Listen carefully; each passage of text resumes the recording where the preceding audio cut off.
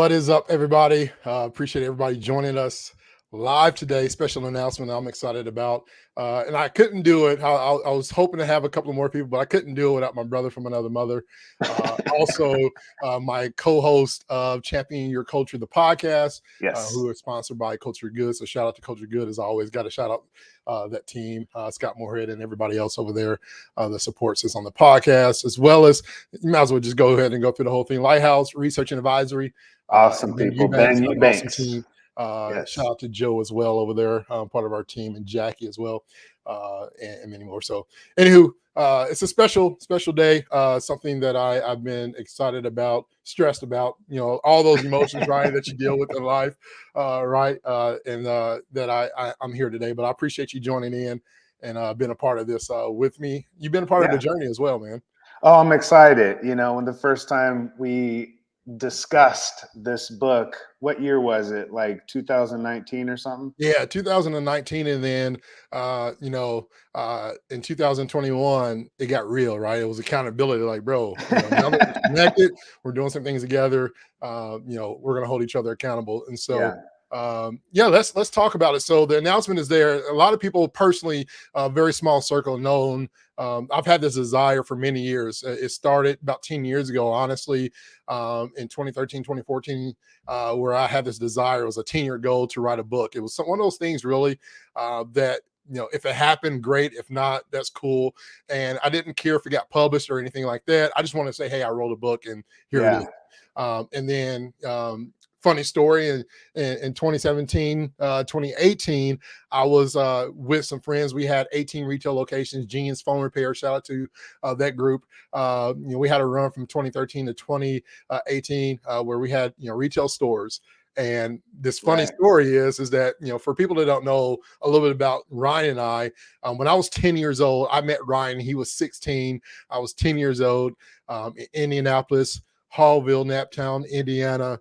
And shout out to Nat Town, yo. I'm still in that. I'm back in Nat Town. What happened to me? What happened to me? Yeah, I'm back. I'm back home. You back home, and maybe one day I like to visit, but maybe one day it's always gonna be home. But maybe one day, I was 16 and you were 10, and I was moving from Bushwick, Brooklyn. Yeah. And so I was just looking at, like, what kind of impact could I make in the world? What kind of difference could I make? I was a kid just like you, with a broken family, and just I had a lot of trauma, so like when I met other kids that had trauma in their lives, I was like, yo, this is like my brother right here, like instantly. Yeah, we're not alone, right? No, it was important. That was everything to me. It was everything to me, because when you have a lot of pain in your life, it's not that you want others to feel that pain, but when you know that they have, man, it bring some kind of comfort to your heart, and I think that's the first connection we had. Yeah. Plus, just being kids, man. Yeah. It was fun. We're both young. The crazy thing is that we were both young, but I thought you were older. You were so much mature. And we had to grow up fast and a lot in life. And so, I always thought you were, 10 years older than me or so. And I didn't realize it was only, 6, although, 4 extra years or whatnot. It's not a huge deal. There's a difference there.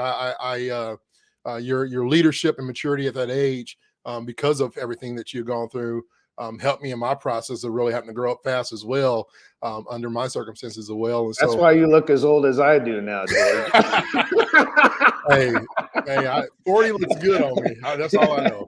It does. But man, it's been a journey, because there were so many years in between us being together for those 2 years, and I got close to you and your family and your mom, and it was really just like we had a really tight-knit group community where we supported each other, and it was all just a big, beautiful mess, but after those 2 years, I moved on and got married early in life and started building a family and a church and doing all that work, and just got preoccupied with just doing and doing and doing. And then I don't know how many years it was before we reconnected, which is a really great story.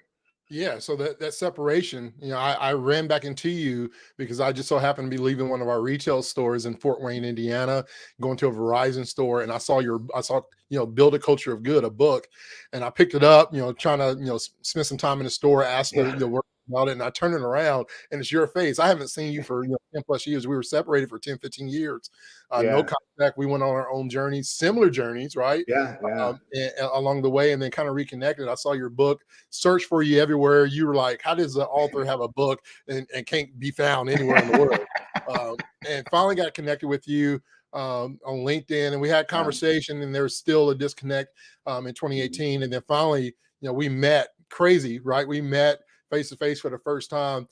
And it was literally like a month before I was leaving. I was No, moving no. the day. When we met up, it was the day I went to your house. Yeah. I had to use a bathroom. I was like, "Can I come in?" You're like, "Ain't nothing in there," and there's just stuff, Yeah. here and there. Yeah. It was the last day. It was The last like, day. That's right.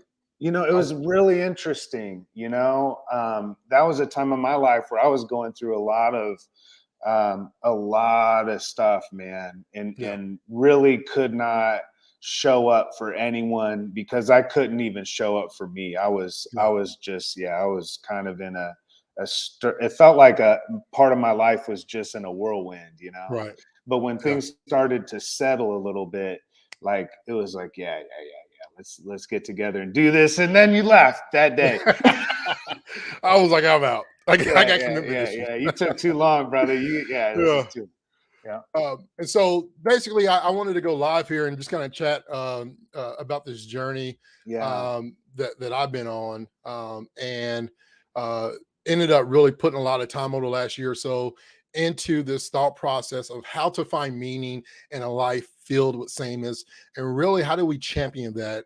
And these two words always was a part of my life, right? And I didn't for a long time understand the difference between passion and purpose, right? Purpose is, why I do what I do. Passion is what you do, right? I'm passionate about keyboard, or I'm passionate about artwork, but why do I do what I do, right? Yeah. Having that sense of purpose.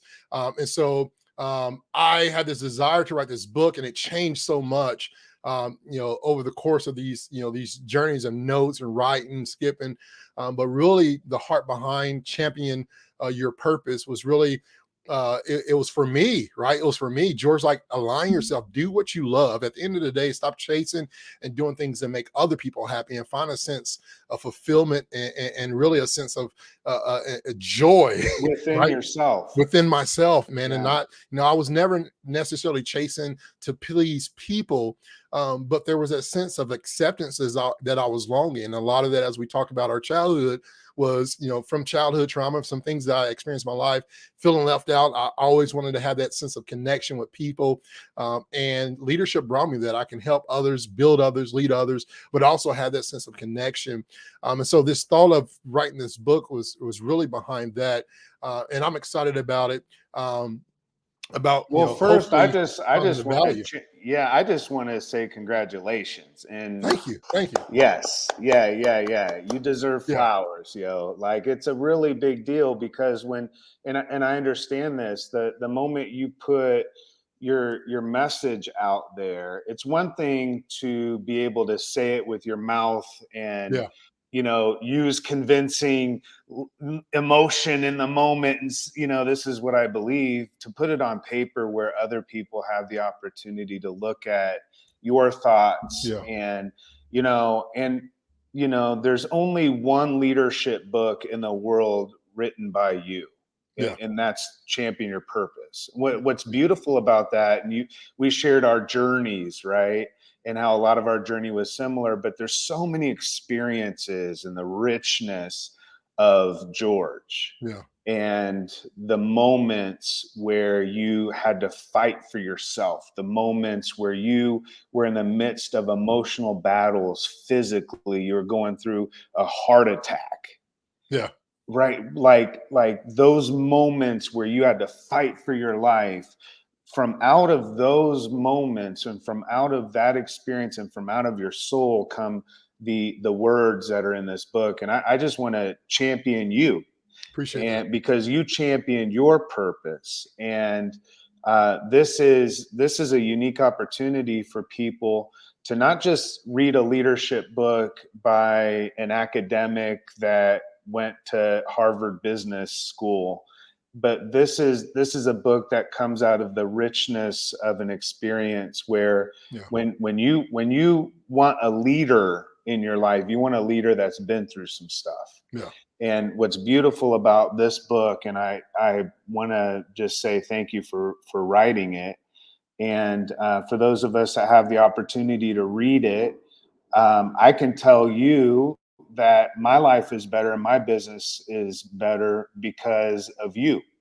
Yeah. And this book provides an opportunity and the unique experience as you go through the chapters. I want to hear a little bit about that because what I think is really unique about the book also is you don't just go in the traditional sense of just writing all of your thoughts, but you're really wanting to capture from us, which I think is really a beautiful thing as well. Talk about that a little bit. How did you think about how those chapters were formed?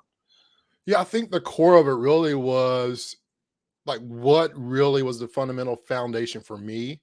Like, what did I discover over championing my purpose? Like, what was beneficial, right? Yeah. Walking through the chapters, and there's when I first started writing, I was like, man, I got 20 chapters. And so no worries, there's not 20 chapters, but it is condensed down into to 10 chapters. And just kind of an outline of those 10 chapters. Chapter 1 is really what we both it's the heartbeat behind leadership. Before you can lead others, you must first lead yourself. So chapter 1 is lead the life you love, and it's really built around what we believe as and I'm excited about this because I believe once you get into the book, chapter 1 really tells you a lot about where the book's going to go and how it's going to end. But really, it's the core of it is built around 4 questions that we ask people. And what I'm intrigued about, and we won't talk about this book, but what comes after this book, there's some things that we'll tag along with yourself and some self-leadership courses that we'll offer on the back end after you finish the book, and some workshops and things of that nature. But the chapter 1 kind of discovers self-leadership, what I believe self-leadership is, and the heartbeat behind it. And it really, Ryan, you kind of really changed chapter 1 for me, because these are questions that when we met, you asked me and became a part of my life. George, who are you, right? So who am I? What do I want? Where am I going? Who do I want to be when I get there? Those are 4 questions fundamentally that I believe you got to have before you can champion anything, before you can lead anything. You got to have a sense of identity. You got to have a sense of purpose and what you really want. You got to have a sense of direction and where you want to go with that. And then ultimately, of course, this journey, this thing we call life. I believe who you are today is not the person you'll be in the next year. Shoot, sometimes I'm not the person I was yesterday. Sure. Right? Whether it's physically, I look different, I feel different, but we change over time. And so chapter 1 is really about that self-leadership, to understanding what it is and what I believe it is. Chapter 2, and I won't spend a lot of time, is the road of discovery. What is this journey? How do you discover where you're going? Chapter 3 is don't overthink things, do them, right? The battle often starts in our mind, whether we fulfill something, we complete something, we give up, we give in, whatever it may be. A lot of the struggle happens with that battle in your mind. So how do you not overthink things and just do them, right? Do what's in your heart, do what you know in your mind, because ultimately we are going to fail, right? We're going to make mistakes. Failure is part of life. Failure is not final. And so just take that risk, take that leap. Well, and if you're not failing, you're not doing anything. Exactly. Yeah. and in a sense, you'll feel like a failure, right? Well, because you're yeah, looking at yourself like, what did I do with my time? I wanted to do.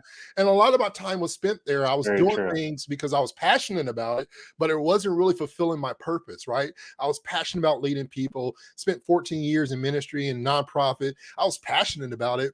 But was I fulfilling the true purpose and the calling and making the impact that I can make today, not just in that nonprofit world, but also outside of that in the corporate world, and a bigger impact where I can, love people and impact people, lead people. Chapter 4, I changed the title at the last minute. It's called instead of the mindset, I put the mind shift, right? Because your mindset is one thing, but the moment your mind shifts and you understand your purpose, when you understand those 4 questions, when you understand the importance of time, right? When you understand those things in life and you understand your purpose, I believe 2 things change: how you spend your time and who you spend it with, right? When I understand my purpose, I'm not going to waste my time around things that's not going to get me to where I want to go. So the mind shift. Chapter 5 is the champion's journey. Like, what does it take? And I share some stories in there. What does it take to be a champion from people that have been successful, people that, in the sports world, for instance, that we deem successful, that we deem champions. There's this huge GOAT debate in our world today about LeBron James and Michael Jordan. And man, they're both great in their eras, and they both do good things. The crazy thing about them is that they failed more than they've succeeded. They've taken more shots and missed more than they have hit. But it's those memories of that success of becoming a champion that we remember and continues with us. And so, the champion's journey, what does that look like? Chapter 6 is where I understand, discovering your passion. So understanding your purpose, but discover your passion and what really moves you. When I think about passion, Ryan, I think about what makes me cry, right? Like what really moves my heart. And we ask this question, especially when we keynote, not a shameless plug, Ryan and I keynote together or separately. And one of the things that we ask people is that, what do you do? And explain it to where an 8-year-old child, like explain it like you're going to talk to an 8-year-old child. And then the next step is, if you can do anything in this world, right? Unlimited resources, Elon Musk or, Bill Gates, whoever the richest man in the world is going to give you unlimited funds to do what you're passionate about. What would that be? What is that one thing that you would really do and really discover your passion in that way on that? Chapter 7 is take control of your time, right? And so maximizing that time and really, the challenge for me with this chapter is that, the time management word, always I struggle with it. Because I'm like, I can't manage time. There's 24 hours. We all have 24 hours. You can't manage it. You can prioritize what you do within that time and manage it that way, right? And so when I say I don't have time, what I'm saying is that whatever it is that you're suggesting I do is not a priority. Exactly. Exactly. So right. Taking control of your time. Chapter 8 is living your best life. And what does that mean? To live your best life and live that life at the highest level. And then chapter 9 is really tying everything back together from chapter 1 to this purpose, and me encouraging you to listen. Now that you know what you know, go champion your purpose. Go champion your purpose. And I break back down those 4 questions, and I really put it to where there's some strategies and what helped me throughout my journey. I think one of the most important things that happened to me right before COVID, a trip where you and I were both on, we climbed a mountain right there by Arizona State. I don't know if you remember that. And it was that moment and that perspective where I was able to close my eyes. We were doing some meditation, just kind of relaxing before another event that you were speaking at. And it was at that moment, man, where I was just looking out, very peaceful, no worries, no stresses, nothing on my mind. It was just me and myself, and that desire to really just do whatever the heck I'm passionate about, to find that out and figure it out so that I can take that step that says, I'm walking on water, man. I don't know what it's going to look like. I'm taking this leap. It was in my heart to start preparing for what I'm, doing now. And the leap of faith that I took just 7 months ago, 7-8 months ago, where I stepped down and walked away. A good friend of mine, Rob McDaniel, over at Esther Recycling Solutions. Shout out to them and that team. But a wonderful friend who really helped push me out to this journey that I'm on, in this, championing my purpose and fulfilling that on there. Chapter 10, and I don't want to talk about this chapter too much because it's different. We'll just leave it at that then. It's different. It's like a cliffhanger. Yeah. Chapter 10, champion my purpose. It's the title. How do I champion my purpose? So this chapter is about you. How do you champion your purpose?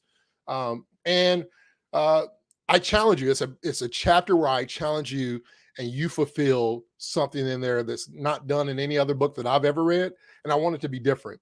So I'll cliffhang you there. Chapter 10 is the best chapter ever, but you got to read the first 9 chapters before you can understand. I love it. I love it. So this is, do you want to show the actual cover and all that? Let's do it. Show the design. This is a $10,000 design. If you're looking for a book cover, I'll give you a plug to somebody who helped design that. McCarty Marketing and the great team over there. You can't find them anywhere. It's by referral only. That's it. On That's that. But it. this is the book. This is the book. Oh man, it's beautiful. And it's going to be coming June 8th.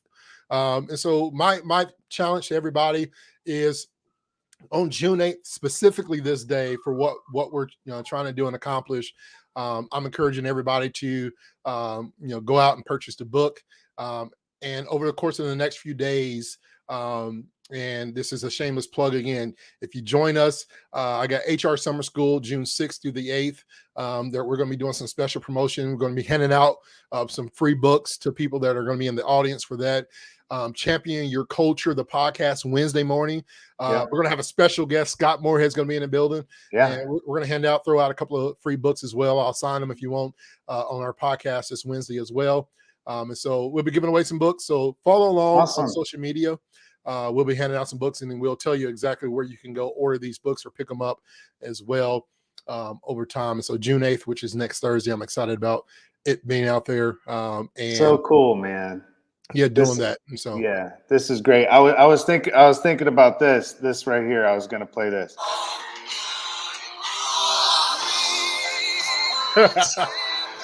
That should be the new intro, right? Whatever.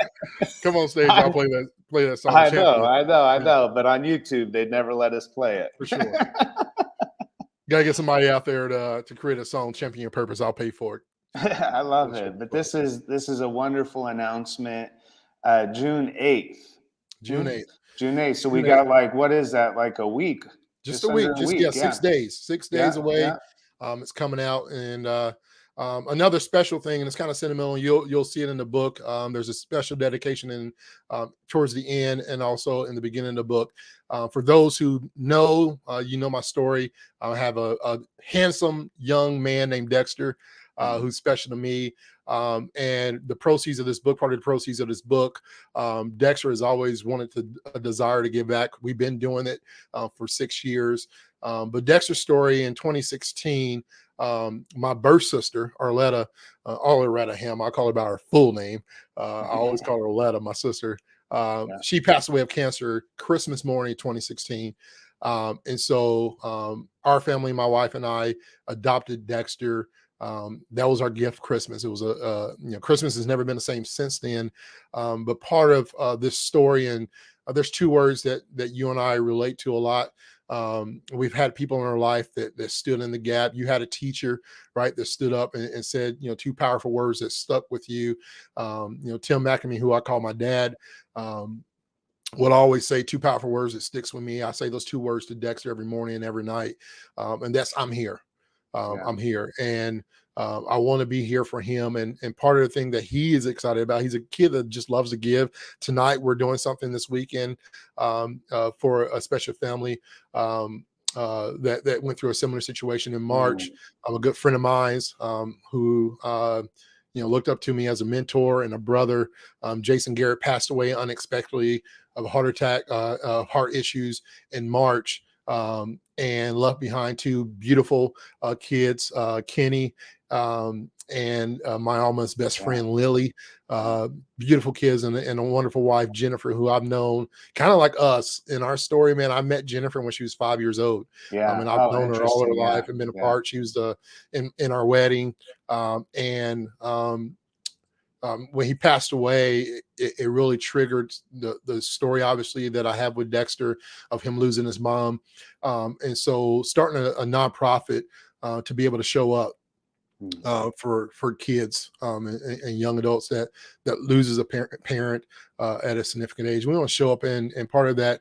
And so, books you don't get rich off of. I've learned that very quick. It's not something that you're going to profit off of, but what does come in, and for those in the future, those who want to make a special donation, we are in the process of starting a foundation, nonprofit, where we're going to be giving these funds away to be able to show up for kids who have lost a parent. And so one of the things that we're excited about doing, like this weekend, Jennifer, Jason, and her family are coming up. We're excited about hanging out with them tonight and tomorrow. We're going to go to Savannah Bananas baseball game. And then in July, one of the things that Jason did and started a few years ago with his family is that every summer he would take his son, who's passionate about baseball. Lily, started softball the last few years, and they would go, visit a baseball stadium every year. And so this year, Dexter wanted to be a part of that. So we're going to Detroit for the Tigers. As a player he loves there. We're going to Toronto for the Blue Jays as well. And so want to do that and creating more experience, right? And I want to do that with these kids. And the foundation of this foundation will be built on these three kids. And so Jason, he wasn't his memorial celebration service. The funny thing, and I'll share this because it's hilarious. His brother and I were talking, Justin, and he was talking and stuff like Jason wasn't great at a lot of stuff. Like he showed up. Like if you needed something built, you probably didn't really want him there, but you knew he would be one that you can count on at least to carry some stuff. He was average at best, good and okay at some things. He served our country in the Army, and he may have been okay guy. But you know what? No matter what he was and how he did it, he was there, and you knew you can count on him to show up. And that's something everything that I want to do for others, and it's something that more than anything, these kids. The Savannah Banana thing almost didn't happen. We got fraud out of some tickets, and we figured out a way to. We were going to at least try to get Kenny here, and Kenny said, "No, I don't want to go without Dexter and my sister. Like they have to go too." And just their hearts at a young age, and I'm talking 10 and 6 years old. Dexter obviously was 2 years old at the time where they had this traumatic experience. But the hearts of these kids for others, man, it's like no other as they're going through these things. And it moves me. And I want to be able to provide an opportunity where they can show up for others. And this is something that they can carry on as they get older, that they can be a part of. This is part of their story and their future to do that. And so there'll be more information about that foundation as we move along. We'll add it to the website. But as you move along, follow on social media for this book. You can also go to, and the site will be updated over the course of the next 48 to 72 hours, something like that. You can visit championyourpurpose.com. Right now, it'll flood you straight to my main page. But there'll be a tab that's going to be launching here in the next couple of days, early next week, that you can get more information for the book, the nonprofit, as well as if you're looking and interested in self-leadership, there'll be some workshops and leadership, self-leadership courses that you can do 12-week leader that I'm excited about, something that I want to, I'm partnering with you on. And so, yeah, man, I'm excited. Good stuff coming up. Good stuff. I can't wait for June 8th. I can't wait to have an actual physical book in my hand. There you go. And so I'm excited. So yeah, that's the announcement. I appreciate everybody for their support. For those who are jumping on the special announcements, for those who knew, the book is ready. For those that didn't know, Champion Your Purpose. Be ready for you to order this week. And specifically, I'm encouraging everybody. There's a reason why June 8th, there's significance on that date. And so all I need is 5,000 people to order this book. And we'll be able to create this journey, help launch this nonprofit to make a difference in our in youth lives all across this world. We want to impact them. So appreciate it as always, man. It's wonderful. It's wonderful. Well, thank you for all of you who jumped on today, and those of you that are watching, maybe not live, but you're watching. You're like, I can't wait to get a hold of this book. Also, connect with George. Yeah. He's always available. So if in between now and June 8th, you're on LinkedIn, make a connection with him on LinkedIn, and we'll make sure that you have all the information you need to get this book ASAP. It's going to change your life and your work, which means that your present is good, but your future is great. And I'm excited about that for everybody that's going to get a hold of this. George, thank you so much for taking a leap of faith and doing this. And we appreciate you putting it on paper for us all. Yes, sir. Appreciate it. Thank you, guys. Until next time, we appreciate you. See ya.